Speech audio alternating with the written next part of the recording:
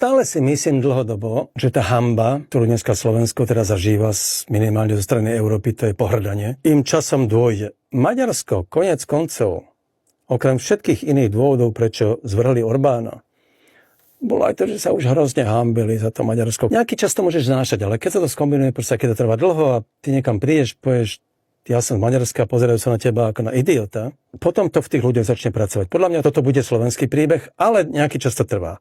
Problém totiž Slovenska na rozdiel od tých Maďarov celkom trochu je, že Slováci vždy žili historicky na periférii Európy. Pobyt na periférii je v podstate celkom pohodlný, pokiaľ ti nevadí, že si tak trochu chudák. A Slovákom to zjavne veľmi nevadí, v tomto oni sú pomerne veľkí realisti, ale aj na tej periférii sa musíš snažiť, aby si sa neotrhol proste od toho centra. Aj čo je v tomto prípade Európska únia. A keď tebou pohrdajú, tak to znamená, že už prestávaš byť aj tou perifériou, už si len proste naozaj lúzer. To je naozaj stáročná slovenská skúsenosť. Vždy sme boli na perifériu. Celej Európy, Rakúska, Uhorska, proste stále.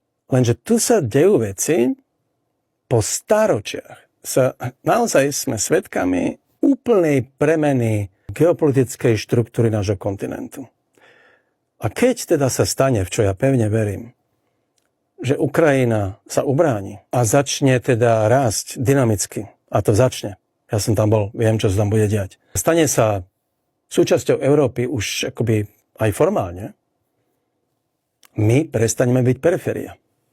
Pretože za nami bude veľký európsky sused na východ od nás. A Slováci si budú musieť jedného dňa priznať, že už buď sa spamätajú a začnú sa správať ako krajina v Európe a nie ako zaostávajúci, ľahostajný, spomalený národík na okraji, na periférii, alebo ich to celé zomelie. Bude to prudká zmena, ktorá donúti zmeniť aj mentalitu tejto spoločnosti.